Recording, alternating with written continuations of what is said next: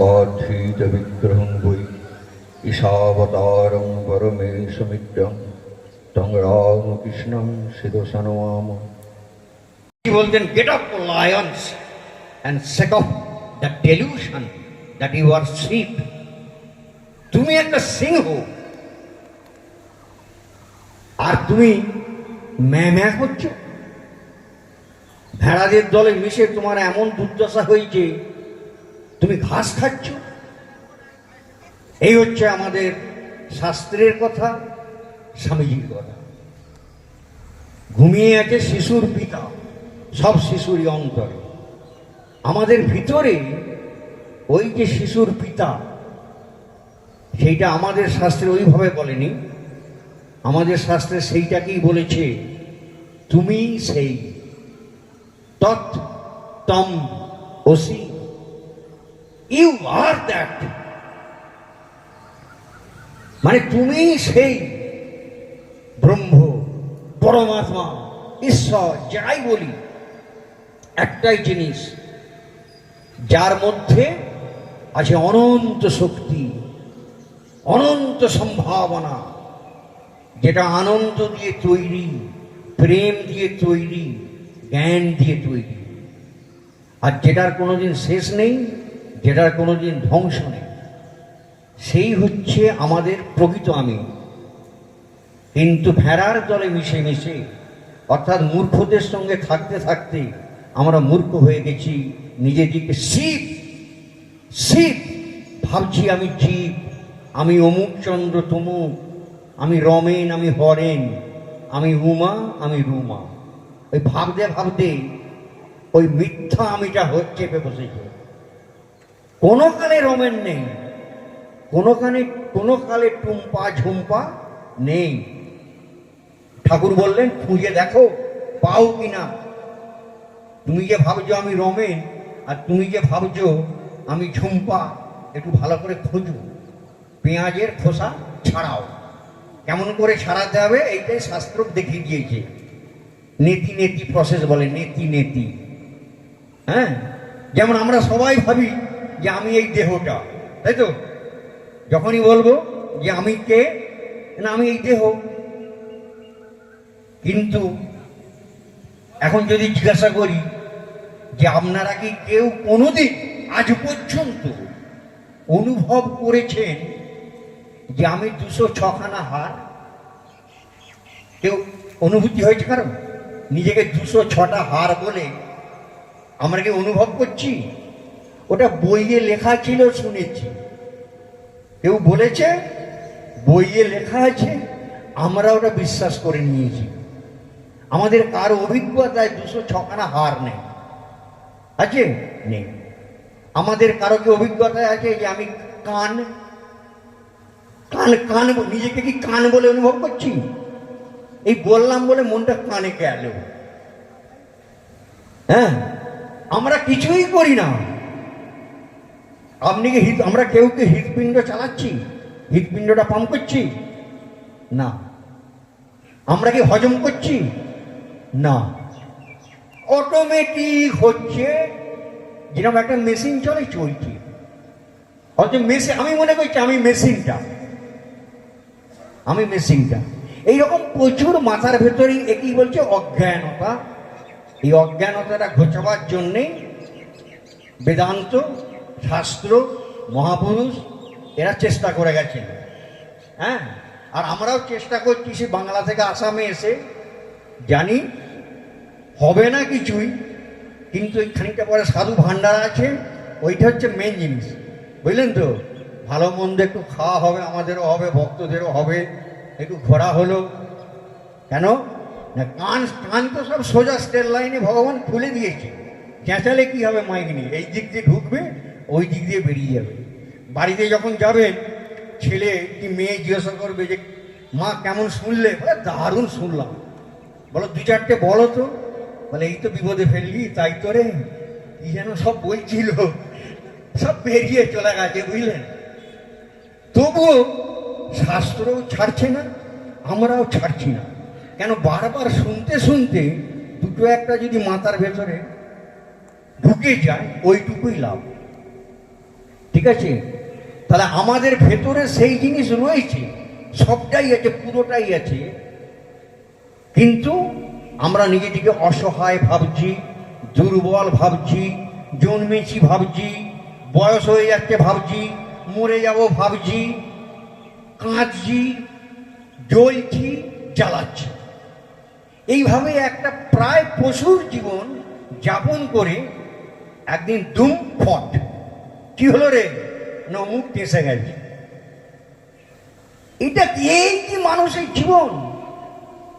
এরই ভেতরে কিছু কিছু মানুষ এমন জীবন যাপন করে যায় যে যুগ যুগ তাদেরকে মানুষ মাথায় করে রাখে, তাদেরকে পুজো করে রাখে। কেউ জিজ্ঞাসা করে না তার ডিগ্রি কি ছিল, কেউ জিজ্ঞাসা করে না কত টাকা ওর ব্যাংকে ছিল। আমরা কেউ কি রামকৃষ্ণদেবের কি ডিগ্রি ছিল খোঁজ নিচ্ছি? সারা পৃথিবী জানতে চাইছে শ্রীরামকৃষ্ণ কি বলে গেছে। হ্যাঁ, ব্যাংকে টাকা জমানো দূরের কথা, আমাদের ঠাকুর এমনই একটা অদ্ভুত ঠাকুর, টাকা ছুঁলে তার হাত বেঁকে যেত। বুঝুন কাণ্ড। হ্যাঁ, এসেছে নতুন মানুষ, একেবারে নতুন মানুষ, ত্যাগীর সব, ত্যাগীর বাদশা, যার দিকে গোটা জগৎ ছোটে। কামিনী, কাঞ্চন, নাম, যশ, ক্ষমতা, ডিগ্রি, ওই দিক পাঠশালাতেই মারালো না। দেওয়াও যায়নি, দেবীও যায়নি, ঠাকুরও যায়নি, মাও যায়নি। মা টাকাকে লক্ষ্মী কেনে মাথায় নিত, কিন্তু গুনতে জানতো না। হ্যাঁ, মা লেখাপড়া শিখতে চেয়েছিল, কিন্তু তখনকার সমাজ সংসার শিখতে দেয়নি। মা আবার টাকা গুনতে জানতো না। তাই ঠাকুরের কাছে যখন লক্ষ্মীকান্ত মারোয়ারি বলছে 10,000 টাকা আপনাকে দেবো, নিতেই হবে, কিছুতেই নেবে না। লাস্টে বললো দেখো নহবতে যে আছে ও যদি নেবে। যখন মায়ের কাছে পাঠালো, মা বলল আমি টাকা নিয়ে কি করব, আমি তো ঠাকুরের সেবায় লাগাবো। তা ঠাকুরই যখন নিচ্ছেন আমি আর কি করে নেবো, বলে মাও ফেরত দিয়ে দিল। তখনকার দিনে 10,000 মানে এখন প্রায় 1 কোটি টাকা দেবাও নেয়নি, দেবীও নেয়নি। ফলে একদিক দিয়ে আমাদের দৃষ্টিতে আমরা বলবো দুজনই বোকা ছিল। কিন্তু ওই ঠাকুর নিজের ফুলটায়, নিজের ছবিতে ফুল দিয়ে পুজো করে দেবীকে বললো যে জানো তো সারদা, একদিন এই ছবিটা না পৃথিবীর ঘরে ঘরে পুজো হবে। কোনো ইউনিভার্সিটির প্রফেসর বলতে পারবে যে আমার এই ছবিটা জানো বউ একদিন ঘরে ঘরে পুজো হবে? ছেলে এসে হয়তো বলবে যে আর এই বুড়োর ছবিটা রাখবো না, বুঝলে, এইখানে আমি শাহরুখ খানের ছবি রাখবো, বলে ফটোটাকে বাড়ি থেকে আউট করে দিতে পারি। আর এখন যা যুগ পড়েছে, ফটো কেন, জ্ঞান তো থাকতে থাকতে বুড়ো বুড়িতে বলছে এবার পথ দেখো, এই ঘরটা আমি আর আমার বউ আর আমার গরু বাচ্চা থাকবে। হ্যাঁ, তোমাদের জন্য বৃদ্ধাবাস। তা এই হচ্ছে পরিস্থিতি। তা এখন ভগবানকে চাই কেন? এক, ভগবানকে পেলে কি হবে? এয়ং লব্ধা চা পরং লাভং মন্যতে না অধিকং তত। মনে হবে যে যা পাওয়ার সব পেয়ে গেছি, এর থেকে বেশি আর কিচ্ছু পাবার নেই। আন্ডিল, ঠাকুর বলতে পারে আন্ডিল হয়ে যাবে, শান্তিতে, আনন্দে, নির্ভয়তায় মন একেবারে ভরপুর থাকে। এই হচ্ছে ভগবানকে পেলে যা আমরা চাই কি সেইগুলো পাবো। ভয় কেটে পড়বে, শান্তি আর আনন্দ সবসময় আপনার মন জুড়ে বিরাজ করবে। আর সেকেন্ড, ইয়াসমিন স্থিত ন দুঃখে ন গুরুনাভি বিশালতে। তুমি এমন একটা জায়গায় পৌঁছে যাবে যে যত বড় দুঃখই আসুক তোমাকে আর বিচলিত করতে পারবে না, তোমার টিকিটা ছুঁতে পর্যন্ত পারবে না। এই জন্যে ভগবান ভগবান। হ্যাঁ, অনেকে ভাবে যে ওরা যে কি করতে আশ্রমে যায় বুঝি না, ওখানে গিয়ে কি পায়, মহারাজরা কি তোদেরকে টাকা দেবে? ওদের মাথায় কিছু নেই। আমরা খুব বুদ্ধিমান, আমরা ব্যাংকে টাকা জমাই, আমরা নেতার পেছনে ঘুরি, ওরা ভাবছে ওরা বুদ্ধিমান, কিন্তু ওই বেটারা সব ঠকে ভূত হয়ে যাবে। হ্যাঁ, একজনও পৃথিবীর সংসারে যারা আদ্যপান্ত ডুবে আছে, পৃথিবীর যত ধন ঐশ্বর্য আছে ঘরে ভর্তি করে ফেলেছে, জিজ্ঞাসা করুন যে আপনি কি শান্তি পেয়েছেন, আপনি কি আনন্দে আছেন, আপনি কি তৃপ্ত? দেখবেন সবার ভেতরে হাহাকার, কত দীর্ঘশ্বাস বইছে, কত কান্না চাপা আছে। উপরে দেখাচ্ছে কত ভালো আছে, ওটা ভান, একটু মিশলেই বুঝতে পারবেন দুঃখে জর্জরিত হয়ে আছে। একমাত্র ধর্ম গ্যারান্টি দিচ্ছে তুমি যা চাও তাই দেব। আমরা সব থেকে বেশি কি চাই? বেঁচে থাকতে চাই, অমরত্ব। ধর্ম সেই গ্যারান্টিও দিচ্ছে তোমাকে অমরত্ব দেব, অর্থাৎ মৃত্যু ভয় চলে যাবে। যখন আমরা নিজের সে স্বরূপ সেই আত্মাকে উপলব্ধি করব, মৃত্যুর ভয়ও চলে যাবে। আমরা জানবো যে আমাদের মৃত্যু নেই। ঠিক আছে? আর একটা জিনিস বাধা দিচ্ছে, সেটা রামকৃষ্ণদেব বললেন একটা লাঠি। বাঁশ জানেন? এইদিকে বাঁশ আছে তো, বাঁশ জানেন? বাঁশ, বাঁশ জানেন? হ্যাঁ হ্যাঁ, ঠাকুর বললেন একটা বাঁশই হচ্ছে বাঁশ দিচ্ছি, ওই বাঁশটাকে হাঁটাও। ওই বাঁশটা না দিলে সারা জীবন এমন বাঁশ দেবে না শান্তিতে থাকতে দেবে না। বলেন একটা জল আছে, জল, পুকুর, মাঝখানে একটা লাঠি পড়ে আছে, বাঁশের লাঠি, মনে হচ্ছে দুটো ভাগ হয়ে গেছে। বাচ্চা ছেলে বলবে যে মা, ডান দিকে এইদিকে একটা আলাদা, এই দিকটা বেশ ভালো, এই দিকটা খারাপ, বাঁ দিকটা, ডান দিক বাঁ দিক হয়ে যাবে, দুটো ভাগ হয়ে যাবে। কিন্তু প্রকৃতপক্ষে জলটা কি দুভাগ হয়েছে? জলটা কি দুভাগ হয়েছে? হয়নি, দেখাচ্ছে দুভাগ, লাঠিটা আছে বলে। তাহলে আমরাই ভগবান, শিব, অথচ জীব ভাবছি কেন? জীব ভাবছি কেন না মাঝখানে ওই বাঁশ আছে। কি বাঁশ?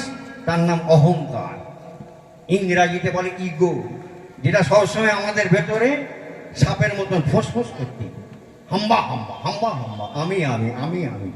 কি? ওইটার মাথায় মাঝে মাঝে গাঁটটা মারতে হয়। যখনই ও মাঝে মাঝে মাথা চাড়া দেবে, আবার ওকে দাবড়াতে হবে, করে করে করে ওইটাকে হাঁটাতে হবে। যেই ইগোটা চলে গেল, অহং চলে গেল, সঙ্গে সঙ্গে জল যেমন ছিল তেমন। আমরা আসলে যা, সেই শিব, সেই নারায়ণ, সেই ভগবান, যাই বলি, সেটা যেমন তেমনই থাকবো। তার মানে যেই অহংকারটা চলে গেল, অমনি আমরা ওই শান্তি, আনন্দ, নির্ভয়তার অধিকারী হয়ে যাব, অমরত্বের অধিকারী হয়ে যাব। যেই এই আমি লাঠিটাকে সরাতে পারবো। এই লাঠি যদি আমরা নিজেরা ভালোভাবে সরাই ভালো, আর না সরালে কিন্তু ভগবানের হাতে একটা জিনিস আছে, জানেন তো? আমাদের ঠাকুরের নাম হচ্ছে গদাধর।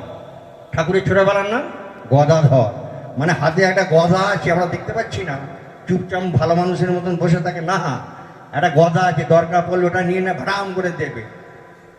যাদের যাদের অহংকার মারাত্মক হয়েছে, সব কটাকে এমন মার মেরেছে না, পৃথিবী থেকে আউট করে দিয়েছে। দুর্যোধনের ঠ্যাং ভেঙেছে পড়েছি, আর বহু লোকেরই ঠ্যাং মাথা ফাটাচ্ছে দেখতে পাচ্ছি।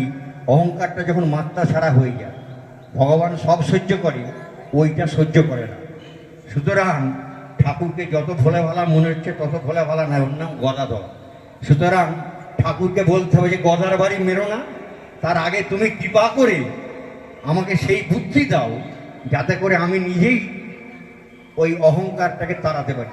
সবাই ভালো থাকুন, শান্তিতে থাকুন, আনন্দে থাকুন, আশ্রমের সঙ্গে যোগাযোগ রাখবেন।